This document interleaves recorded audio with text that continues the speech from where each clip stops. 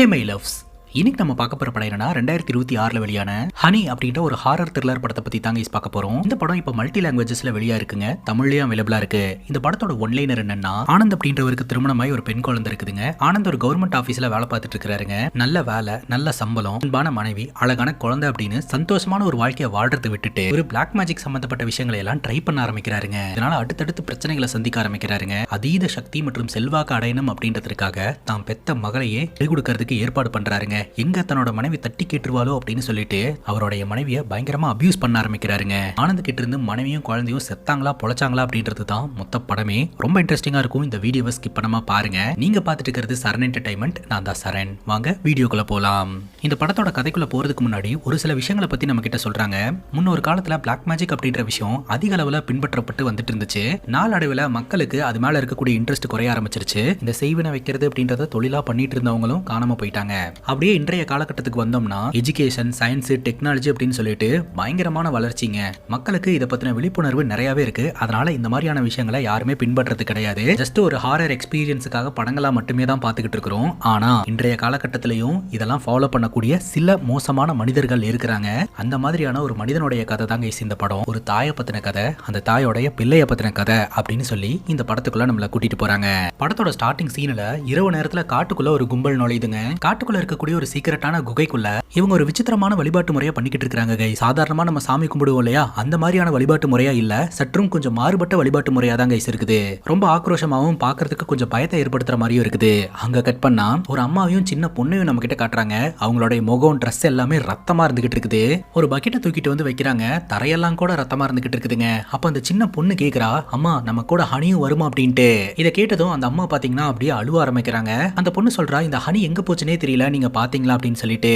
அங்க என்ன நடந்தது, இது யாருடைய ரத்தம் அப்படின்ற டீடைல் இப்போதைக்கு நமக்கு தெரியலங்க. இந்த கதை 2013 நடக்கிற மாதிரி காட்டுறாங்க. ஸ்டார்டிங்ல இருந்து என்ன நடந்தது அப்படின்றத இப்ப டீடைல்டா பார்க்கலாம். ஆனந்த் அப்படின்ற ஒருத்தர் ஆபீஸ்ல ஒர்க் பண்ணிட்டு இருக்காருங்க. அந்த ஆபீஸ்ல இருக்கக்கூடிய ஸ்டாஃப்ஸ் எல்லாருமே ஒண்ணு கூடி இந்த ஆனந்த போட்டு அடி அடின்னு அடிச்சுக்கிட்டு இருக்காங்க.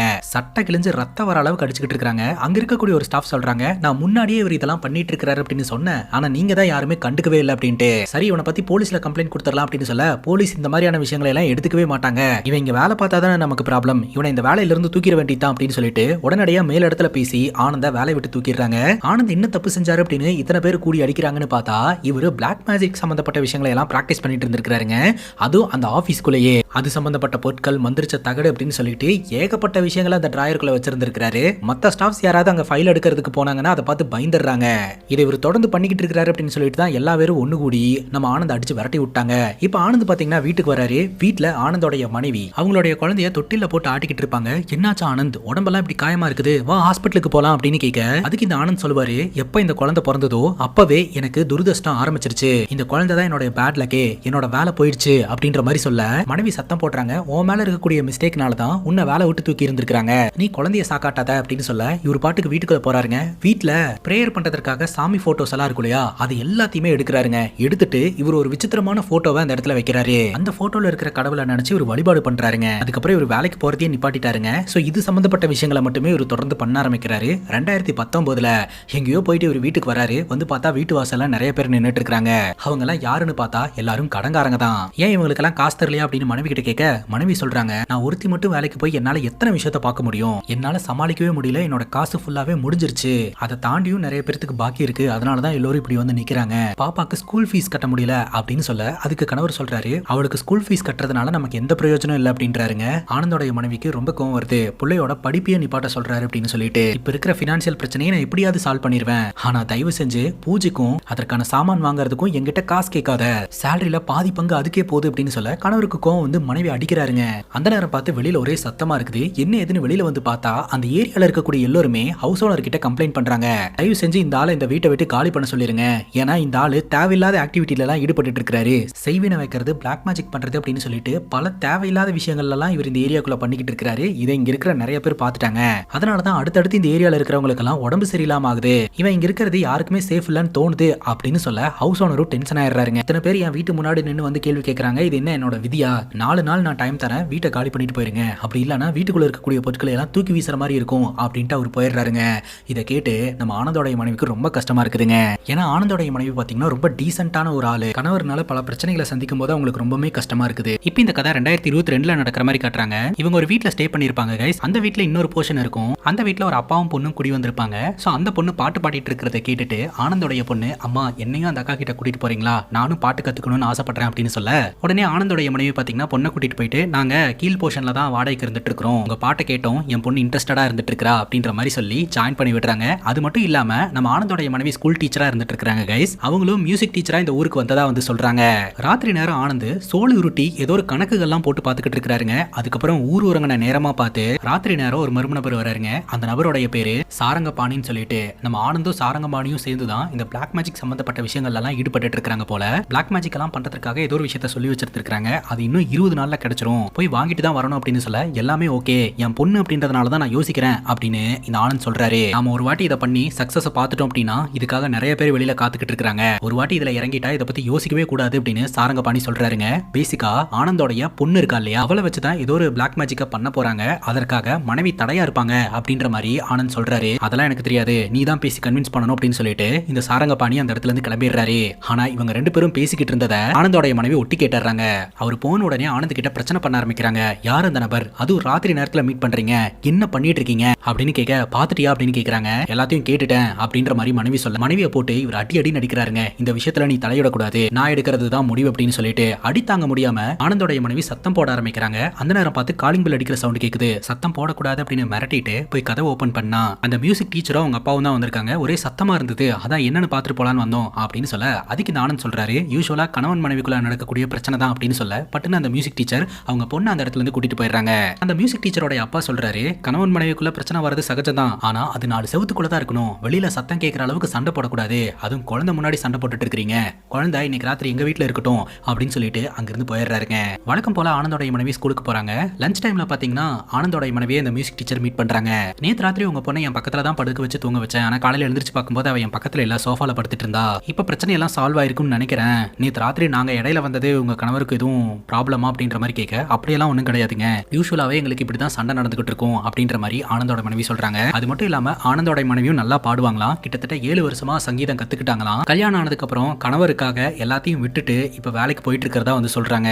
நீங்க பாடுறதை நிறுத்தினேன்னு சொல்றதே எனக்கு ரொம்ப கஷ்டமா இருக்கு அப்படின்னு சொல்லிட்டு அவங்க லஞ்சம் முடிச்சுட்டு கிளம்புறாங்க. அந்த நேரம் பார்த்து பொண்ணு வருவா. அப்பதான் பொண்ணு ஒரு ஷாக்கிங்கான விஷயத்த சொல்லுவாங்க. நீங்க 2 பேரும் சண்டை போட்டுக்கிட்டாலும் சரி, அடிச்சுக்கிட்டாலும் சரி, தயவு செஞ்சு அந்த வித்யா டீச்சரோட வீட்டுக்கு மட்டும் என்ன அனுப்பி வைக்காதீங்க, நாங்க போவே மாட்டேன் அப்படின்னு சொல்றா. ஏமா என்னாச்சு அப்படின்னு கேட்கும்போது, நேத்து ராத்திரி இந்த பொண்ணு தூங்கிட்டு இருக்கும்போது அந்த மியூசிக் டீச்சரோட அப்பா இருக்கிறார் இல்லையா, அவரு நம்ம ஆனந்தோடைய பொண்ணு கிட்ட அத்துமீறல ஈடுபட்டு இருந்திருக்காருங்க. அவர்கிட்ட இருந்து பயந்து போய் தான் இவ சோஃபால போய் படுத்து தூங்கி இருந்திருக்கா. இந்த விஷயத்த சொல்லும் போது ஆனந்தோடைய மனைவிக்கு ரொம்ப கஷ்டமா இருக்குதுங்க. இனிமேல் எக்காரணத்து கொண்டும் யார் வீட்டுக்கும் அனுப்ப மாட்டேன் அப்படின்ட்டு. ராத்திரி நம்ம ஹீரோனுடைய கணவர் ஆனந்த் பாத்தீங்கன்னா சரக்கு போட்டுக்கிட்டு இருப்பாரு. அந்த இடத்துக்கு போயிட்டு நான் கிட்ட ஒரு 2 நிமிஷம் நார்மலா பேசணும்னு நினைக்கிறேன் அப்படின்னு சொல்ல, என்ன ஏதுன்னு என்கிட்ட கேள்வி கேட்காம பேசு அப்படின்றாருங்க. உடனே ஆனந்தோடைய மனைவி சொல்றாங்க, நம்ம 2 பேர்த்தோட சண்டையில பாதிக்கப்பட்டது நம்ம பொண்ணு தான், நம்மனால அவளோட வாழ்க்கை வீணா போயிடக்கூடாது, அதனால அவ முன்னாடி நம்ம எதுவும் பெருசா சண்டை போட்டுக்க கூடாது அப்படின்னு ப்ராமிஸ் பண்ணு அப்படின்னு சொல்ல, ஆனந்த் சொல்றாரு, ஆக்சுவலா நானே இதை பத்தி உங்ககிட்ட பேசலான்னு தான் இருந்தேன், ஒரு வேலை இருக்கு, அந்த வேலையை மட்டும் செஞ்சுட்டா நம்ம லைஃப் செட் ஆயிரும், இனி எந்த ப்ராப்ளமும் வராது அப்படின்னு சொல்ல, ஆனந்த் வேலைக்கு போறதா நினைச்சிட்டு ஆனந்தோடைய மனைவி சந்தோஷப்படுறாங்க.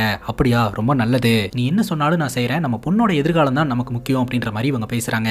இதுதான் சான்ஸ் அப்படின்னு சொல்லிட்டு இந்த ஆனந்த் தன்னுடைய மனைவி கிட்ட, நான் ஒரு 10 நாள் வெளியில போறேன், எங்க போறேன் என்ன பண்றேன் அப்படின்லாம் என்கிட்ட கேட்காத, நான் ரிட்டர்ன் வந்ததுக்கு அப்புறம் எல்லாத்தையுமே தெளிவா எக்ஸ்பிளைன் பண்றேன், என்ன நம்பு, நான் ரிட்டர்ன் வந்ததுக்கு அப்புறம் வாழ்க்கையே மாறிடும் அப்படின்னு சொல்ல, ஆனந்தோட மனைவி யோசனை பண்றாங்க. சரி, இந்த 10 நாள் வந்து நான் குருஜியோட ஆசிரமத்துல போய் இருக்கவா அப்படின்னு கேட்க, அது உன்னோட இஷ்டம், நீ தாராளமா இருக்கலாம் அப்படின்ற மாதிரி சொல்லிட்டு இவர் கிளம்பிடுறாருங்க. அதுக்கப்புறம் ஆனந்தோடைய மனைவியும் பொண்ணும் அந்த குருஜியோட ஆசிரமத்துக்கு போறாங்க. இனிமேல் நம்ம இங்கதான் இருக்க போறோமா அப்படின்னு பொண்ணு கேட்க, ஆமாமா இங்க கொஞ்சம் நிம்மதியா இருக்கும் அப்படின்ற மாதிரி சொல்றாங்க. அப்ப அங்க இருக்கக்கூடிய ஒரு நபர் பாத்தீங்கன்னா ஹீரோனுக்கும் ஹீரோனுடைய பொண்ணுக்கும் இங்க எப்பப்ப சாப்பாடு கிடைக்கும், என்னென்ன ஆக்டிவிட்டிஸ் எல்லாம் நடக்கும் அப்படின்றது எல்லாத்தையுமே கைடு பண்ணிக்கிட்டு இருக்காரு. அங்க கட் பண்ணா ஆனந்தும் சாரங்கபாணியும் காட்டுக்குள்ள போறாங்க. அங்க ஒரு நபரை மீட் பண்றாங்க. ஏதோ சில விஷயங்களை எல்லாம் டிஸ்கஸ் பண்றாங்க. சாரங்கபாணி 3ஆவதா வந்த நபருக்கு பணம் கொடுக்குறாருங்க. அதுக்கப்புறம் இவங்க 3 பேரும் அங்க பிரேயர் பண்ணிக்கிட்டு இருக்காங்க. அங்க கட் பண்ணா ஆசிரமத்துல இருந்த நம்ம ஹீரோனுடைய குழந்தைய காணுங்க. எல்லா இடத்துலயும் தேட ஆரம்பிக்கிறாங்க. பார்த்தா ஒரு நபர் சொல்றாரு, பதட்டப்படாதீங்க, பொண்ணு அங்கதான் விளையாடிக்கிட்டு இருக்கிறா அப்படின்ட்டு. பார்த்தா ஒரு நபர் கட்டையில பாத்தீங்கன்னா கார் பொம்மை செஞ்சு கொடுப்பாரு. ஸோ அவரு கூட ஹீரோனுடைய பொண்ணு நல்லா பேசி பழகிட்டாங்க. அவருக்கும் யாருமே கிடையாது. ஸோ இனிமேல் நான் வந்து உங்களை தங்கச்சியாகவும் இவளை என் தங்கச்சி பொண்ணாகவும் நினைச்சுக்கிறேன் அப்படின்னு சொல்லிட்டு அவரு நல்லபடியா பழகுவாருங்க. இப்போ இந்த ஆசிரமத்தோட குருஜி வராருங்க. அந்த குருஜி முன்னாடி இவங்க 2 பேரும் போய் உட்காரும் போதே அந்த குருஜி சொல்றாரு, உன்னுடைய மனசு முழுக்க குழப்பமா இருந்துட்டு இருக்கு, கொஞ்ச நாள்ல அந்த குழப்பம் புயலா மாறதுக்கு வாய்ப்பு இருக்குது, நீ பண்ண வேண்டியது என்னன்னா கடவுளுக்கு நெருக்கமா இருக்கிறது தான், எப்போதுமே கடவுளுக்கு நெருக்கமா இருந்தா எந்த ப்ராப்ளமும் வராது அப்படின்னு ஆசீர்வாதம் பண்றாருங்க. அப்படியே நாட்கள் நகர ஆரம்பிக்குது. இந்த ஆசிரமத்துல இவங்க செட் ஆயிடுறாங்க. அந்த 10 நாளுக்கு அப்புறம் அதுக்கப்புறம் இந்த ஆனந்த் ரிட்டர்ன் வராருங்க. தன்னுடைய மனைவி பொண்ணு கிட்ட புதுசா ஒரு வீடு பார்த்துருக்கிறதாகவும் அந்த வீட்டுல எல்லா வசதியுமே இருக்குது, இனிமேல் நம்ம அந்த வீட்டுல வாழலாம் அப்படின்ற மாதிரி சொல்றாரு. மனைவி பாத்தீங்கன்னா பேக் எல்லாம் பேக் பண்ணிட்டு இருப்பாங்க. அப்போ இந்த ஆனந்த் பாத்தீங்கன்னா மீரா இங்க வா அப்படின்னு சொல்லி கூப்பிட்ட உடனே இந்த ஆனந்தோடைய பொண்ணுக்கு ஒரு சந்தோஷங்க. ஏன்னா இது நாள் வரைக்கும் அவருடைய பொண்ணு கிட்ட இவர் அன்பா நடந்துகிட்டதே கிடையாது. முறையா மீரான்னு பேர் சொல்லி கூப்பிடுறாருங்க. அவளும் கிட்ட வரா, இவர் கொஞ்சம் கொஞ்சம் பேசுறாரு. அந்த நேரம் பார்த்து இந்த கார் பொம்மை செஞ்சு கொடுத்தாரு இல்லையா, அவரு அந்த இடத்துக்கு வராரு. நீங்க இங்க இருந்து கிளம்புறதா கேள்விப்பட்டோம், நீங்க இங்க வந்த கொஞ்ச நாள்லயே ரொம்ப நல்லா பழகிட்டீங்க, பாப்பா எல்லார்கிட்டயுமே பழகிட்டா, ரொம்ப நல்ல பாப்பா, பத்திரமா பாத்துக்கோங்க அப்படின்னு சொல்லிட்டு எனக்கு எப்பாவது பாக்கணும்னு தோணுச்சுன்னா நான் வந்து பாக்கலாமா அப்படின்னு கேட்க பட்டுன்னு நம்ம ஆனந்த் நோ சொல்றாருங்க. நானே அனுப்பி வைக்கிறேன், நீங்க எல்லாம் வரக்கூடாது அப்படின்ட்டு. அவருக்கு ஒரு மாதிரி கஷ்டமா இருதுங்க. சரி தப்பா நினைச்சுக்காதீங்க அப்படின்னு சொல்லிட்டு அங்க இருந்து போயிடுறாரு. இப்ப ஆனந்தோடைய மனைவி பொண்ணு மீரா அப்படின்னு சொல்லிட்டு எல்லாருமே அந்த புது வீட்டுக்கு போறாங்க. சோ அந்த புது வீட்டுல ஏற்பாடெல்லாம் பண்ணி தரது இந்த சாரங்கபாணி அப்படின்றவர் தான். உள்ள ராவணா அப்படின்ற ஒரு பொண்ணு இருக்காங்க. அந்த பொண்ணு இந்த வீட்டுல நடக்கிற வேலையெல்லாம் முடிகிற வரைக்கும் இங்கே இருந்து உங்களுக்கு உதவியா இருப்பாங்க, அது மட்டும் இல்லாம உங்க பொண்ணுக்கு டியூஷனும் எடுப்பாங்க அப்படின்ற மாதிரி சொல்லிட்டு உள்ள அனுப்பி வைக்கிறாங்க. பூனை பொம்மை மாதிரி ஒண்ணு இருக்குதுங்க. அந்த பூனை பொம்மைய நம்ம ஆனந்த் கையில கொடுத்துட்டு இது உன் பொண்ணு கிட்ட கொடுத்து இதை வச்சு பிராக்டிஸ் பண்ண சொல்லு, கூடி சீக்கிரம் வேலை முடிஞ்சிரும், எல்லாத்தையும் இந்த ராவணா எக்ஸ்பிளைன் பண்ணுவா அப்படின்ற மாதிரி இந்த ஆனந்த் கிட்ட சாரங்கபாணி சொல்றாரு. இவங்க பேசிட்டு இருக்கிறத ஹீரோயின் கேட்டுறாங்க. ராத்திரி தன்னுடைய கணவர் ஆனந்த் கிட்ட 10 நாள்ல எல்லாம் சரியாயிரும், நம்ம வாழ்க்கை மாறிடும் அப்படின்னு சொல்லி தானே இங்க கூட்டிட்டு வந்த, ஆனா இங்க வந்து பார்த்தா நீ ஏதோ பண்ணிட்டு இருக்க, திரும்பவும் அதே விஷயத்த பண்ணிட்டு இருக்கிற மாதிரி இருக்குது, அதுவும் குறிப்பா என் பொண்ணை வச்சு இதெல்லாம் பண்ற மாதிரி இருக்குது, தயவு செஞ்சு இது எல்லாத்தையுமே நிப்பாட்டிரு, இல்லன்னா என்ன பண்ணணும்னு சொல்லு, அது எல்லாத்தையுமே நான் பண்றேன், என்னோட பொண்ணோட வாழ்க்கையை மட்டும் இதுக்குள்ள கொண்டு வராத, அவன் நிம்மதியா வாழட்டும் அப்படின்னு சொல்ல பட்டுன்னு இந்த ஆனந்த் சொல்றாரு, எனக்கு குழந்தை தான் வேணும், அதுவும் பெண் குழந்தை தான் வேணும், பெண் குழந்தையை வச்சுதான் இந்த ரிச்சுவல்ஸ் எல்லாம் பண்ண முடியும் அப்படின்னு சாரங்கபாணி சொல்லி இருக்கிறாரு அப்படின்னு ஆனந்த் சொல்றாருங்க. இதை கேட்டு நம்ம ஹீரோனுக்கு ரொம்பவே அதிர்ச்சியா இருக்குது. உடனே இவர் என்ன சொல்றாருன்னா, அவ என் பொண்ணும் கூட, அவளுக்கு எந்த ஆபத்தும் வராம நான் பாத்துக்கிறேன், இங்க பாரு எவ்வளவு பணம் கிடைச்சிருக்கு அப்படின்னு சொல்லிட்டு பணத்தை எடுத்து கையில கொடுக்குறாருங்க. அடுத்த நாள் காலையில எங்கேயோ வெளியில கூட்டிட்டு போறதுக்காக பொண்ணை தயார்படுத்த சொல்றாருங்க. விருப்பமே இல்லாம வேற வழியே இல்லாம பொண்ணை ரெடி பண்ணி தன்னுடைய கணவர் கூட அனுப்பி வைக்கிறாரு. அப்பாவை டிஸ்டர்ப் பண்ணக்கூடாது சரியா அப்படின்னு சொல்லி அனுப்பி வைக்கிறாங்க. வீட்டுல நம்ம ஹீரோயின் பிரேயர் பண்ணிட்டு இருப்பாங்க, பொண்ணுக்கு எந்த ஆபத்தும் வந்துடக்கூடாது அப்படின்னு சொல்லிட்டு. இப்போ ஒரு கார்ல நம்ம ஆனந்தோடைய பொண்ணு அப்புறம் சாரங்கபாணி மற்றும் சில ஆட்கள்லாம் சேர்ந்து ரொம்ப தூரம் டிராவல் பண்ணுவாங்க. ஒரு மலைப்பகுதியில் இருக்கக்கூடிய ஒரு சீக்கிரட்டான இடத்துக்கு போவாங்க. அந்த இடத்துல இருக்கிற ஒரு நபர் பாத்தீங்கன்னா ஒரு சாக்கு மூட்டை எடுத்துட்டு வருவாருங்க. அந்த சாக்கு மூட்டையை ஆனந்தோடைய பொண்ணு கையால வாங்க சொல்லுவாரு. அந்த பொண்ணு கையில மட்டும்தான் அது இருக்கணும் அப்படின்ற மாதிரி சொல்லுவாரு. அந்த சாக்கு மூட்டையை பார்த்து இவ ரொம்பவே பயப்படுவா. ஏன்னா அந்த சாக்கு மூட்டைக்குள்ள என்னவோ ஒன்று இருக்குது, அது நெளிஞ்சுக்கிட்டே இருக்கு அப்படின்ட்டு. இவ வாங்க மாட்டா அப்படின்னு மறுத்துருவா, பயமா இருக்குன்னு சொல்லுவா. ஆனா ஆனந்த் பாத்தீங்கன்னா கன்வின்ஸ் பண்றாரு. அம்மா என்ன சொல்லியிருக்காங்க, அப்பா என்ன சொன்னாலும் கேட்கணும்னு தானே, அதனால நான் சொல்றதை கேளு, அது ஒன்றும் பண்ணாதே, நீ வாங்கிக்கோ அப்படின்ற மாதிரி சொல்ல அங்க இருக்கிற நபர் சொல்லுவாரு, பொண்ணுக்கு என்ன வயசாகுது அப்படின்ட்டு. 12 வயசு அப்படின்ற மாதிரி சொல்ல இப்பெல்லாம் 10 வயசுலயே பொண்ணுங்க வயசுக்கு வந்துடுறாங்க.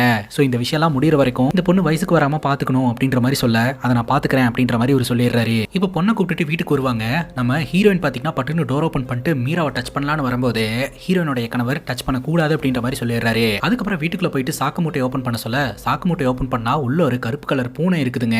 அந்த பூனை குட்டியை செயின் எல்லாம் போட்டு லாக் பண்ணி வைக்கிறாங்க. அதுக்கு பக்கத்திலேயே பாய் தலகாணி எல்லாம் போட்டு இந்த பொண்ணு அங்கதான் இருக்கணும் அப்படின்ற மாதிரி வீட்டுல இருக்கிற ராவணா சொல்லிக்கிட்டு இருக்கா. அந்த பர்டிகுலர் ரூம்குள்ளேயே பாத்தீங்கன்னா அந்த பூனையும் இந்த பொண்ணையும் வச்சு லாக் பண்ணிடுறாங்க.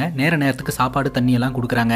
ஒரு பூனை பொம்மையை வச்சு பிராக்டிஸ் பண்ணணும் அப்படின்னு சாரங்கபாணி சொல்லி இருந்தார் இல்லையா, அந்த பூனையை எப்படி சாவடிக்கணும் அப்படின்றத பத்தி தான் கைஸ் பிராக்டிஸ் பண்ண சொல்லி இருந்திருக்காரு. அப்படியே நாட்கள் நகர ஆரம்பிக்குதுங்க. ஒரு பர்டிகுலர் டேல தான் இந்த பூனையை போட்டு தள்ளணும் அப்படின்ற மாதிரி பிளான் பண்ணியிருக்காங்க போல. ஒரு நாள் ராத்திரி இவங்க தூங்கிட்டு இருக்கும்போது இடி மின்னலோட பயங்கரமா மழை பெஞ்சுக்கிட்டு இருக்குதுங்க. அப்ப அந்த பூனை பயங்கரமா கத்த ஆரம்பிக்குது. பட்டுன்னு நம்ம ஆனந்த் எழுந்திருச்சு போய் அந்த டோர் ஓபன் பண்ணி தூக்கு கயிறு எல்லாம் செட் பண்ண ஆரம்பிச்சிடுறாருங்க. செட் பண்ணி வச்சுட்டு தன்னுடைய பொண்ணை கூப்பிட்டு இதுக்கப்புறம் நீதாமா எல்லாம் பண்ணணும், ஆல்ரெடி உனக்கு எல்லாமே சொல்லி கொடுத்துருக்கு இல்லையா அப்படின்ற மாதிரி சொல்ல இந்த பொண்ணு இவங்களோட மிரட்டலுக்கெல்லாம் பயந்து அவங்க சொன்ன மாதிரியே பண்ணிடுறா. அந்த பூனை குட்டி அப்படியே தூக்குல தொங்கிட்டு இருக்கும்போது குட்டி போட ஆரம்பிக்குதுங்க. அந்த ராவணா அப்படின்ற பொண்ணு போய் பூஜை எல்லாம் பண்ண ஆரம்பிக்கிறா. சோ அந்த குட்டி கரெக்டா விழுந்ததுக்கு அப்புறம் அந்த பூனையை தூக்கிடுங்க அப்படின்ற மாதிரி சொல்ல அதுக்கேத்த மாதிரியே அந்த பூனையை சாவடிச்சிடுறாங்க. அதுக்கப்புறம் அந்த பூனை குட்டி போட்டுச்சு இல்லையா, அந்த குட்டியோட ரத்தத்தை எல்லாம் வச்சு ஏதோ சில விஷயங்களை எல்லாம் இந்த பொண்ணை பண்ண சொல்றாங்க. இந்த பொண்ணும் அவங்களுக்கு பயந்து இதை பண்றா. இந்த பொண்ணோட அம்மா இருக்காங்க இல்லையா நம்ம ஹீரோயின், இதை பார்த்த அதிர்ச்சியிலேயே பாத்தீங்கன்னா அவங்களுக்கு ஒரு மாதிரி வலிப்பு வந்துருச்சுங்க. அவங்கள ஒரு பக்கம் வச்சுட்டு இவங்க தொடர்ந்து அந்த ரிச்சுவல்ஸ்க்கான ஏற்பாடெல்லாம் பண்றாங்க. அதுக்கப்புறம் இந்த ரிச்சுவல்ஸ் எல்லாம் முடிச்சுட்டு அந்த இடத்தை கிளீன் பண்ணுவாங்க. கிளீன் பண்ணி முடிச்சதுக்கு அப்புறம் அந்த ரூமுக்குள்ள இந்த சின்ன பொண்ணு போவா. அங்க தூக்குல தொங்கிட்டு இருக்கக்கூடிய அந்த பூனை அப்படியே இவளை பார்த்துட்டு இருக்கிற மாதிரி இருக்கும். இவளுக்கு ரொம்ப கஷ்டமா இருக்கும். இந்த சாரங்கபாணி அப்படின்றவரு மறுபடியும் பாத்தீங்கன்னா ஒரு நபரை வர சொல்லி பணத்தை கொடுத்து இதே மாதிரி எனக்கு இன்னொன்னு வேணும், அதுவும் 10 நாளைக்குள்ள வேணும் அப்படின்ற மாதிரி சொல்லுவாருங்க. அதெல்லாம் ஒன்றும் பிரச்சனை இல்ல, பிடிச்சிடலாம், ஆனா புள்ள வயசுக்கு வராம மட்டும் பாத்துக்கோங்க, வயசுக்கு வந்துருச்சுன்னா இது எதுவுமே நடக்காது அப்படின்ற மாதிரி சொல்ல, இந்த ஆனந்த் இருக்கிறார் இல்லையா, ஒரு டாக்டரை பார்த்து அதற்கான விஷயங்கள் எல்லாம் பண்ணிடலாம் அப்படின்னு சொல்லி முடிவெடுக்கிறாருங்க. இப்போ இந்த ஆனந்தோடைய மனைவிக்கு உடம்பு சரியில்லாம ஆகுது இல்லையா, சோ இதை பாத்தீங்கன்னா ஆனந்த் வந்து அட்வான்டேஜா எடுத்துக்கிறாருங்க. அடுத்து ஆனந்தோடைய மனைவி சாப்பிடக்கூடிய விஷயங்கள் எல்லாம் இந்த மேஜிக் மஷ்ரூமா கலந்து கொடுத்துறாங்க. இந்த மேஜிக் மஷ்ரூமா சாப்பிடறதன் மூலமா ஹாலுசினேஷன் வரும். அது மட்டும் இல்லாம உடல் நல குறைபாடெல்லாம் ஏற்படுங்க. உடல் நல குறைபாடு ஏற்பட்டு படுத்த படுக்கை ஆகிட்டாங்கன்னா ஆனந்தோடைய பொண்ணை வச்சு என்ன வேணாலும் செய்யலாம் அப்படின்னு சொல்லிட்டு தான் இதற்கான ஏற்பாடெல்லாம் பண்றாங்க. ஒரு டாக்டரை வச்சுமே பாத்தீங்கன்னா நம்ம ஆனந்தோடைய மனைவியை அன்கான்சியஸா வச்சுக்கிற மாதிரியே பாத்துக்கிறாங்க.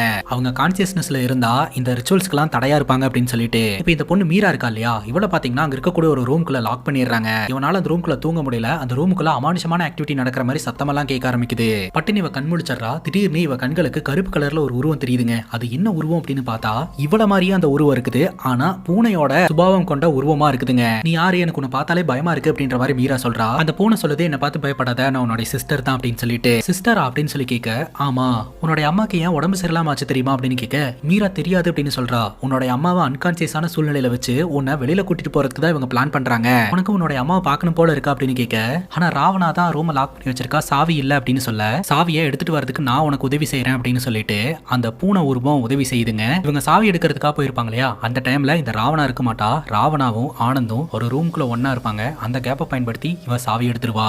அம்மாவை பார்க்கலான்னு அந்த ரூம் கிட்ட போனா அம்மா அந்த ரூம்குள்ள ஒரு மாதிரி விசித்திரமா பிஹேவ் பண்ணிக்கிட்டு இருப்பாங்க. அதை பார்த்தது இவ பயந்து போயிருவா. ஆல்ரெடி சொன்ன மாதிரி அவங்க சாப்பிட்ற சாப்பாட்டுல இந்த மேஜிக் மஷ்ரூம் எல்லாம் கலந்துருக்கிறதுனால அவங்க ஹாலுசினேஷன் பண்ணிக்கிட்டு ரொம்ப விசித்திரமா பிஹேவ் பண்ணிக்கிட்டு இருப்பாங்க. இந்த சூழ்நிலையில அம்மா பாக்குறதுக்காக போவேனா அப்படின்னு சொல்லிட்டு இவ திரும்ப போயிருவா. அடுத்த நாள் காலையில அந்த இடத்துக்கு ஒரு டாக்டர் வர சொல்லுவாங்க. பாப்பா உன்னை ஒரு டாக்டர் பார்க்கணும்னு சொல்லி இருக்காங்க அப்படின்ற மாதிரி ஆனந்த் சொல்லுவாரு. அந்த டாக்டர் உள்ள வந்து இன்ஜெக்ஷன் போறதுக்கான ஏற்பாடெல்லாம் பண்ணுவாங்க. பேசிக்கா இந்த பொண்ணு வயசுக்கு வந்துடக்கூடாது அப்படின்றதுக்கான இன்ஜெக்ஷன் தாங்க. இந்த பொண்ணு தட்டி விடுவா. ஆனா அந்த டாக்டர் பலார்னு ஒரு அரை விட்டுட்டு அந்த இன்ஜெக்ஷனை போட்டு விட்டுருவாங்க. தன்னுடைய அப்பா கிட்ட சொல்லுவா, தயவு செஞ்சு நம்ம இங்க இருந்து போயிடலாம்ப்பா, நான் பழையபடி ஸ்கூலுக்கு போகணும், என்னோட பழைய லைஃப் எனக்கு வேணும் அப்படின்ற மாதிரி சொல்ல, அம்மாக்கு உடம்பு சரியில்ல, அம்மாவை சரி பண்ணிட்டு அப்புறம் போய்க்கலாம், அதுக்கு முன்னாடி அன்னைக்கு நம்ம போயிட்டு வந்தோம்ல அந்த இடத்துக்கு போயிட்டு வந்துடலாம் அப்படின்ற மாதிரி சொல்லிட்டு லாக் பண்ணி வச்சிருவாரு. இப்போ அந்த பூனையோட உருவம் பாத்தீங்கன்னா இந்த பொண்ணோட கண்களுக்கு தெரிய ஆரம்பிக்கும். எனக்கு அந்த டாக்டரை சுத்தமாவே பிடிக்கல அப்படின்ற மாதிரி சொல்ல, உண்மை சொல்லணும்னா அவ உண்மையான டாக்டரே கிடையாது அப்படின்ட்டு மறுபடியும் அன்னைக்கு கூட்டிட்டு போன மாதிரியே ஒரு இடத்துக்கு கூட்டிட்டு போய் புது பூனை ஒன்று வாங்கிட்டு வந்து அந்த ரூம்குள்ள கட்டி போட்டு வச்சிருவாங்க. அதே ரூம்குள்ள தான் பாத்தீங்கன்னா இந்த மீராவும் இருப்பா. நடுராத்திரி இவரோட கண்களுக்கு அந்த பூனை தெரிய ஆரம்பிக்குது. மீரா சொல்லுவா, என்னுடைய அப்பா சொன்னாரு இந்த பூனை வந்துருச்சு இல்லையா, இதுக்கப்புறம் நம்ம இங்க இருந்து போயிருவோம், நீ பழையபடி ஸ்கூலுக்கு போலான்னு அப்படின்னு சொல்ல, உன்னுடைய அம்மாவை குணப்படுத்த மாட்டாங்க, அது மட்டும் இல்லாம இந்த பூனை குட்டி போட்டதுக்கு அப்புறம் புது பூனையை கொண்டு வருவாங்க, இது இத்தோட நிக்காது, தொடர்ந்து நடந்துகிட்டே இருக்கும் அப்படின்னு அந்த பூனை உருவ சொல்ல இவளுக்கு ரொம்பவே கஷ்டமா போயிருதுங்க. என்ன நடக்குதுன்னே அவளுக்கு ஒண்ணுமே புரியலங்க. இன்னொரு பக்கம் ஆசிரமத்துல ஒருத்தர் உதவி செஞ்சுக்கிட்டு இருந்தார் இல்லையா, அவரு பாத்தீங்கன்னா அந்த பொண்ணை பார்க்கலாம் அப்படின்னு சொல்லிட்டு அந்த பொண்ணு இருந்ததா சொல்லப்பட்ட அந்த வீட்டுக்கு போகும்போது அங்க மியூசிக் டீச்சர் தான் இருப்பாங்க. லலிதா அம்மாவையும் அவங்க பொண்ணு மீராவையும் பாக்குறதுக்காக வந்திருக்க அப்படிங்கும்போது அவங்க இந்த வீட்டை காலி பண்ணிட்டு போயிட்டாங்க, பட் எங்க போனாங்கன்னு தெரியல, எங்களுக்கு எதுவும் தெரியாது அப்படின்ற மாதிரி அவங்க சொல்லிடுவாங்க. இன்னொரு பக்கம் ஹீரோனுக்கு இன்ஜெக்ஷன்லாம் போட்டு சுயநனவிலேயே இருக்க விடாம பண்ணிட்டு இருப்பாங்க. ஆனா ஹீரோயின் பாத்தீங்கன்னா ஹாலுசினேஷன்லயே கொஞ்சம் கொஞ்சம் ஞாபகம் வச்சுக்கிட்டு, உங்களை யாரையும் நான் சும்மாவே விட மாட்டேன், எங்க வாழ்க்கையை அழிச்சிட்டீங்கல்ல, எல்லாரையும் கொல்லுவேன் அப்படின்ற மாதிரி ரூம்குள்ளேயே உட்காந்து பேசிக்கிட்டு இருப்பாங்க. ரெண்டாவதா தூக்கிட்டு வந்தாங்க இல்லையா ஒரு பூனையை, அந்த பூனையை வச்சும் லாஸ்ட் டைம் என்ன பண்ணாங்களோ அதே மாதிரியான விஷயங்களை இவங்க பண்ணுவாங்க. இந்த பொண்ணு வயசுக்கு வராம இருக்கிறதுக்காக இன்ஜெக்ஷன் போட்டாங்க இல்லையா, சோ அதோட சைடு எஃபெக்ட்ஸ்னால மீராக்கு வாந்தி, மயக்கம் இது மாதிரியான விஷயங்கள்லாம் நடக்க ஆரம்பிக்குதுங்க. அந்த டாக்டர் கிட்ட சாரங்கபாணி நிறைய பணத்தை கொடுத்து, எங்களுக்கு இந்த சின்ன பொண்ணோடைய தேவை இன்னும் 2 வருஷத்துக்கு இருக்கு அப்படின்ற மாதிரி சொல்ல, 2 வருஷத்துக்குலாம் என்னால எதுவுமே பண்ண முடியாதுங்க, இந்த பொண்ணோட அம்மாவையும் இப்போ பைத்தியமாக்கியாச்சு, இவளும் வந்துட்டு இந்த மாதிரி ஹார்மோனல் பேலன்ஸ்னால கஷ்டப்பட்டுக்கிட்டு இருக்கா, இந்த விஷயம் மட்டும் வெளியில தெரிஞ்சதுன்னா கம்பி என்ன வேண்டிதான் அப்படின்ற மாதிரி அந்த டாக்டர் சொல்றாங்க. நீங்க கண்டினியூ பண்ணுங்க, நம்ம பாத்துக்கலாம் அப்படின்ற மாதிரி இந்த ஆனந்த் சொல்றாரு. இவ்வளவு நேரம் இவங்க என்னென்னலாம் பண்றாங்க அப்படின்றத நம்ம பார்த்தோம். இதெல்லாம் எதுக்காக பண்றாங்க அப்படின்றத நான் ஷார்ட்டா சொல்றேன். முன்னொரு காலத்துல பிளாக் மேஜிக் சம்பந்தப்பட்ட விஷயங்களை எல்லாம் பிராக்டிஸ் பண்ணிட்டு இருந்தாங்க இல்லையா, அவங்க வழிபட்டுட்டு வந்த தெய்வத்தோடைய வாகனம் பாத்தீங்கன்னா பூனைங்க. இந்த பூனையோட சக்தி யார்கிட்ட இருக்குதோ அவங்களுக்கு எல்லோருமே அடிமையா இருப்பாங்க. இன்றளவுமே அந்த பூனையோட சக்தி அடையறதுக்காக நிறைய பேர் ட்ரை பண்ணிட்டு இருக்காங்க. அதற்கான முயற்சி தான் பாத்தீங்கன்னா இப்ப இவங்க பண்ணிட்டு இருக்கிற விஷயங்கள். ஒன்ஸ் இவங்களுக்கு பவர் கிடைச்சிருச்சு அப்படின்னா அந்த பவரை வச்சு இவங்க இந்த உலகத்துல என்ன வேணாலும் சாதிக்க முடியும். இதை கேட்கறதுக்கு ஈஸியா இருந்தாலும் இதுல ஏகப்பட்ட பிரச்சனைகள் இருக்குது. ஒரு பூனை குட்டி போடும் போது அதோட குட்டி கிட்ட இருந்து தான் இந்த சக்தியை நம்மளால எடுக்க முடியும். ஆனா பூனை குட்டி போட்டுச்சுன்னா அது பசி தாங்க முடியாம அதோட குட்டியை அதுவே சாப்பிட்டுரும். காட்டுக்குள்ள வாழ்ந்துட்டு இருக்கக்கூடிய ட்ரைபல் பீப்புள்ஸ் இதுதான் அந்த பூனையோட முதல் குட்டி அப்படின்னு சேல் பண்றவங்களும் இருக்கிறாங்க. பட் அது எந்த அளவுக்கு உண்மை அப்படின்னு தெரியாது. அதனாலதான் இவங்க இப்படி ஒரு வழிமுறையை ஃபாலோ பண்றாங்க. வயசுக்கு வராத ஒரு பொண்ணை வச்சு பூனை குட்டி போடும் போது அதோட குட்டியை வச்சு வழிபாடு நடத்தணும். வழிபட்டதுக்கு பின்னாடி அந்த குட்டியை எடுத்துட்டு போய் வீட்டுக்கு தெற்கு புறமா புதைச்சிடணும். அதுக்கு மேல ஏதாவது ஒரு முள்செடியை வச்சிடணும். அந்த முள்செடி வளர வளர இந்த குடும்பமும் வளர ஆரம்பிக்கும். அந்த பூனையை கொண்டு போய் புதைச்சிருப்பாரு இல்லையா, அந்த நபருக்கு அந்த பூனையோட பவர் கிடைக்குங்க. அவர் என்ன நினைக்கிறாரோ அது எல்லாமே அவருக்கு கிடைக்குங்க. அதே சமயம் இவருக்கு எதிராளிங்கன்னு யாராவது இருந்தாங்கன்னா அவங்க அழிஞ்சு போயிருவாங்க. மோஸ்ட்லி எதிராளிகளே யாரும் இருக்க மாட்டாங்க. எதற்காக தான் இவங்க எல்லாம் முயற்சி பண்ணிட்டு இருக்காங்க அப்படின்றது நமக்கு தெரிய வருதுங்க. இந்த ஆனந்த் பாத்தீங்கன்னா நினைச்சபடியே பக்காவா பூஜை எல்லாம் பண்ணி இவங்க வாழ்ந்துட்டு இருக்கக்கூடிய அந்த வீட்டோட தெற்கு பக்கமா புதைச்சு ஒரு முள்செடியும் நட்டு வச்சிடறாருங்க. இந்த ஒரு சூழல்ல அந்த பொண்ணுக்கு இன்ஜெக்ஷன் போட்டுட்டே இருக்காங்களே, அந்த பொண்ணு வயசுக்கு வரக்கூடாதுன்னு சொல்லிட்டு அதோட சைடு எஃபெக்ட் காரணமா அவளுடைய முகத்துல எல்லாம் தோல்லாம் உறிஞ்சு வர ஆரம்பிக்குது. அவ பாக்குறதுக்கே ரொம்ப வித்தியாசமான ஒரு பொண்ணா மாற ஆரம்பிக்கிறாங்க. இந்த ஒரு சூழல்ல ஆனந்த் பாத்தீங்கன்னா ஒரு பொட்டியை தூக்கிட்டு போய் தன்னோட பொண்ணை பாக்குறாரு. நான் ஊருக்கு போயிட்டு வரேன் பாப்பா, அம்மா ரூமுக்கு நீ போக கூடாது, அதே சமயம் ராவணாக்காவையும் தொந்தரவு பண்ணக்கூடாது அப்படின்னு சொல்ல, அப்பா எனக்கு ஸ்கூலுக்கு போகணும் போல இருக்கு, என்ன தயவு செஞ்சு ஸ்கூலுக்கு அனுப்புங்க அப்படிங்கும் போது, கூடி சீக்கிரம் நீ போவியாமா அப்படின்ற மாதிரி சொல்ல, நிஜமாவா அப்படின்னு கேட்க, ஆமா அப்படின்ற மாதிரி சொல்லிட்டு இவர் அங்கிருந்து கிளம்பிடுறாரு. இப்போ இந்த ராவணா அப்படின்ற லேடி தான் பாத்தீங்கன்னா இந்த குழந்தைக்கு சாப்பாடெல்லாம் ரெடி பண்ணி கொடுத்துட்டு இருக்காங்க. காலையில சாப்பாடை கொடுத்துட்டு அதுக்கப்புறம் அந்த வீட்டுக்குள்ள இந்த பக்கமும் அந்த பக்கமும் நடந்துகிட்டே இருக்கிறாங்க. ஏதோ ஒரு யோசனை பண்ணிட்டு வெளியில வந்து எட்டி பார்த்துட்டு அதுக்கப்புறம் எங்க போனாங்கன்னே தெரியலங்க. சாரங்கபாணியும் ஆனந்தும் ரிட்டனுக்கு வந்து ராவணாவை தேடும் போது வீட்டுல ராவணா இருக்க மாட்டா. தன்னுடைய பொண்ணு கிட்ட விசாரிக்கும் போது எனக்கு தெரியல, ரொம்ப பசிச்சதுன்னு சொல்லிட்டு நான் வீட்டுக்குள்ள போனேன், அப்ப அவங்கள வீட்டுக்குள்ள காணோம் அப்படின்ற மாதிரி இவ சொல்லுவா. போறதுக்கு முன்னாடி ஏதாவது உங்ககிட்ட சொன்னாங்களா அப்படின்னு கேட்கும்போது எதுவுமே சொல்லல, அவங்க எப்ப போனாங்கன்னு கூட எனக்கு தெரியாது அப்படின்ற மாதிரி இவ சொல்லுவா. ஒருவேளை வீட்டுல இருக்கக்கூடிய பணத்தை எல்லாம் அடிச்சுட்டு எஸ் ஆயிருப்பாளோ அப்படின்னு சொல்லிட்டு நம்ம ஆனந்த் பாத்தீங்கன்னா உடனடியா மேல போய் பீரோக்குள்ள ஓபன் பண்ணி பார்த்தா எல்லா பணமும் அப்படியே இருக்குது. சரி, அந்த ராவணாவோட சிம்மை ட்ராக் பண்ணலாம் அப்படின்னு பார்த்தா சிம் கார்டையும் கலட்டி வீசிட்டு போயிட்டாங்க போல, அதனால அவங்கள ட்ராக் பண்ண முடியல. இந்த ஒரு சூழல்ல இந்த சாரங்கபாணியும் ஆனந்தும் பாத்தீங்கன்னா பூஜை பண்றதுக்காக அந்த காட்டுக்குள்ள இருக்கக்கூடிய சீக்கிரட்டான குகைக்குள்ள கிளம்பி போறாங்க. இப்போ மீராவுடைய கண்களுக்கு அந்த பூனையோட உருவம் தெரியுது. இன்னைக்கு நம்ம அம்மா கிட்ட பேசலாம் அப்படின்னு பிளான் பண்ணியிருந்தோமே, என்னாச்சு அப்படின்னு கேட்கும்போது அப்பா வந்தா பெரிய பிரச்சனை ஆயிரும் அப்படின்னு சொல்ல, அப்பா வரமாட்டாரு, அவர் வரதுக்கு ரொம்ப லேட் ஆகும், அங்க பூஜை முடிஞ்சா மட்டும்தான் ரிட்டர்ன் வருவாரு, வா நம்ம போய் அம்மா கிட்ட பேசலாம் அப்படின்னு சொல்லிட்டு இவங்க ரெண்டு பேரும் கிளம்புறாங்க. இந்த ரூமுக்குள்ள அடைபட்டு இருக்கக்கூடிய நம்ம ஹீரோயின் பாத்தீங்கன்னா ஒரு மாதிரி விசித்திரமா பேசிக்கிட்டே இருப்பாங்க. இருந்தாலும் பரவாயில்லன்னு தன்னுடைய அம்மா முன்னாடி போய் நிப்பா. அவங்க அம்மா பாத்தீங்கன்னா எப்படி இருக்க பாப்பா அப்படின்ற மாதிரிலாம் பேசிட்டு ரொம்பவே ஃபீல் பண்ணுவாங்க. அப்ப இந்த மீரா சொல்லுவா, என்னுடைய கண்களுக்கு ஒரு பூனைக்குட்டி தெரியுதுன்னு, அது பாக்குறதுக்கு என்ன மாதிரியே இருக்குது, நீ யாருன்னு கேட்டா என்னோட சிஸ்டர் அப்படின்னு சொல்லுது அப்படின்னு சொல்ல, இப்போ உன்னோட கண்களுக்கு தெரியுதா அவ எங்க அப்படின்னு சொல்லி கேட்கும்போது என் பக்கத்துல தான் அப்படின்னு சொல்ல, எனக்கு தெரியுது அப்படின்ற மாதிரி நம்ம ஹீரோயின் சொல்லுவாங்க. உன்னோட அம்மா போய் சொல்றாங்க, நீ ஃபீல் பண்ணக்கூடாதுன்னு சொல்லிட்டு போய் சொல்றாங்க அப்படின்ற மாதிரி அவ சொல்றா. எண்ட் ஆஃப் தி டே இந்த இடத்துல இவங்க ரெண்டு பேருனால இருக்க முடியலங்க, இங்க இருந்து எப்படியாவது வெளியில போயிடலாமா அப்படின்ற மாதிரி சொல்ல, அம்மா சொல்றாங்க என்னால என்னமா பண்ண முடியும் பாரு நான் எப்படி இருக்குன்னு அப்படின்னு சொல்ல, உன்னோட நிலமதாமா எனக்கும், அந்த டாக்டரை வச்சு நிறைய இன்ஜெக்ஷன்ஸ் போடுறாங்க, டேப்லெட் போடுறாங்க, அதனால என்னோட உடம்புல ஏகப்பட்ட மாற்றம் ஏற்படுது, என்னோட உடம்பு என்னோட கண்ட்ரோல்லயே இல்ல, எனக்கு ரொம்ப கஷ்டமா இருக்குன்னு சொல்லிட்டு இவ அழுவ ஆரம்பிக்கிறா. அதுக்கப்புறம் நம்ம ஹீரோயின் ஒரு முடிவு எடுக்கிறாங்க, சரி இப்படியே போச்சுன்னா நம்ம வாழ்க்கை முழுக்க இப்படிதான் இருக்கும், அதனால இங்கிருந்து தப்பிக்கிறதுக்கு ஏதாவது ஒரு வழியை கண்டுபிடிக்கலாம் அப்படின்னு அம்மாவும் மகளும் பிளான் பண்ண ஆரம்பிக்கிறாங்க. இந்த ஒரு சூழ்நிலையில ஆனந்த் இருக்கிறார் இல்லையா, வேற ஒரு சின்ன பொண்ணை வீட்டுக்கு கூட்டு வந்திருக்கிறாருங்க. அந்த பொண்ணு கையில ஒரு சாக்கு மூட்டை இருக்கு, பார்த்தா அதுவும் பூனைக்குட்டி தான். மீண்டும் மீண்டும் இதே விஷயத்தை இவங்க பண்ணிக்கிட்டே இருக்கிறாங்க. அந்த சக்தி அடையிற வரைக்கும் இவங்க இதை நிறுத்த மாட்டாங்க அப்படின்னு தெரிஞ்சு போச்சு. இந்த பொண்ணு இருக்கா இல்லையா மீரா, அவங்க அப்பா குடிக்கக்கூடிய சோடால மயக்க மருந்து டேப்லெட்டை கலந்து விட்டுறாங்க. சோ அதை சரக்குல கலந்து அவர் குடிக்கும் போது லைட்டா அவருக்கு சொருக ஆரம்பிக்குது. இந்த சந்தர்ப்பத்தை பயன்படுத்தி தப்பிச்சிடலாம் அப்படின்றது தான் பிளானு. அதுக்கப்புறம் அடைச்சு வைக்கப்பட்டிருந்த ரூம்குள்ள இருந்து அவங்க அம்மாவையும் ரிலீஸ் பண்ணி விட்டுறாங்க. அவங்க அம்மா வெளியில வந்து ஒரு இன்ஜெக்ஷனை கொண்டாந்து இந்த ஆனந்தோடைய கையிலேயே இன்ஜெக்ட் பண்ணி விட்டுறாங்க. இவ்வளோ நாள் எந்த இன்ஜெக்ஷனை போட்டு நம்ம ஹீரோனை டார்ச்சர் பண்ணிட்டு இருந்தாரோ அதே இன்ஜெக்ஷனை அவருக்கே போட்டு விட்டுருவாங்க. அதுக்கப்புறம் புதுசா ஒரு பொண்ணையும் ஒரு பூனைக்குட்டியும் கூட்டு வந்திருந்திருப்பாங்க இல்லையா, அந்த பொண்ணையும் பூனைக்குட்டியும் கூட காப்பாத்திடுவாங்க. அந்த பூனைக்குட்டியை ரிலீஸ் பண்ணி விட்டுருவாங்க. இப்போ மயங்கி இருக்கக்கூடிய தன்னுடைய கணவரை எந்த கடவுள்கிட்ட வச்சு பூஜை பண்ணிக்கிட்டு இருந்தாங்களோ அதே கடவுள்கிட்ட இழுத்துட்டு வந்து அங்க இருக்கக்கூடிய ஒரு பெரிய சங்காலையே தன்னுடைய கணவருடைய முகத்தை அடி அடி அடிச்சு முகத்தை சதைச்சே சாவடிச்சிருவாங்க. அதே சமயம் அந்த பூனைக்குட்டி எப்படியெல்லாம் தொங்க விட்டு சாவடிச்சாங்களோ அதே மாதிரி ஆனந்தையும் தொங்க விட்டு நம்ம ஹீரோயின் சாவடிப்பாங்க. ரத்தம் எல்லாம் இவங்க முகத்திலையும் அந்த பொண்ணோட உடம்புலையும் தெரிச்சு கிடக்கும். இந்த சீனை தான் படத்தோட ஸ்டார்டிங் சீன்ல பார்த்திருப்போம். ஹனியும் நம்ம கூட கூட்டிட்டு போயிடலாம் அப்படின்னு இவ சொல்லியிருப்பா இல்லையா, அந்த ஹனி வேற யாரும் கிடையாது, அந்த பூனை தான். இந்த சம்பவத்தை பண்ணி முடிச்சுட்டு அந்த வீட்டுக்குள்ள மயங்கிடுவாங்க. அடுத்த நாள் பாத்தீங்கன்னா போலீஸ் அந்த இடத்துக்கு வரும், பிரஸ் மீடியான்னு சொல்லிட்டு எல்லாருமே இந்த வீட்டை சுத்து போட்டுருவாங்க. இந்த வீட்டில் நடந்த எல்லா விஷயத்தையுமே சொல்லிடுவாங்க. இந்த வீட்டில் அங்கங்க தோண்டி பார்த்தா ஏகப்பட்ட அனிமல்ஸோடைய ஸ்கல்ஸா கிடைக்குங்க. இங்க நிறைய அனிமல்ஸை கொலை பண்ணியிருக்காங்க அப்படின்றது தெரிய வருது. இருந்தாலும் அந்த இன்ஜெக்ஷனோடைய எஃபெக்ட்ஸ்னால நம்ம ஹீரோயின் பாத்தீங்கன்னா கொஞ்சம் மனநல பாதிக்கப்பட்ட கண்டிஷன்ல தான் இருப்பாங்க. ஹீரோனை ரெக்கவர் பண்ணி ஹாஸ்பிட்டல்ல வச்சு ட்ரீட்மெண்ட் பார்த்து விசாரணை நடத்துவாங்க. உங்க கணவரோட ஃப்ரெண்ட் சாரங்கபாணி அவரையும் நாங்க அரெஸ்ட் பண்ணிட்டோம் அப்படின்னு சொல்ல, அவனையும் நான் கொல்லுவேன் அப்படின்ற மாதிரி ஹீரோயின் சொல்லுவாங்க. அப்போ உங்க கணவரை கொண்டது நீங்க தானா அப்படின்ற மாதிரி கேட்க, அவனை காதலிச்சு சந்தோஷமான ஒரு வாழ்க்கையை வாழலாம் அப்படின்னு 1000 கனவுகளோட வந்தேன், ஆனா அவன் இப்படி இருப்பான்னு நினைச்சு கூட பார்க்கல, எங்க வாழ்க்கையை அழிச்சிட்டான், அதனால அவனை போட்டு தள்ளிட்டேன், அவனையும் போட்டு தள்ளுவேன் அப்படின்ற மாதிரி இவங்க சொல்லுவாங்க. அது மட்டும் இல்லாம வீட்டுக்குள்ளேயே இருந்து ஒருத்தி எல்லா வேலையும் பார்த்து கொடுத்தாலே ரவணா, அவளையும் சும்மா விட மாட்டேன் அப்படின்னு சொல்ல, ரவணாவா அது யாரு அப்படின்ற மாதிரி கேள்வி கேட்க, அப்பதான் ஒரு சின்ன பிளாஷ்பேக் நம்ம கிட்ட காட்டுறாங்க.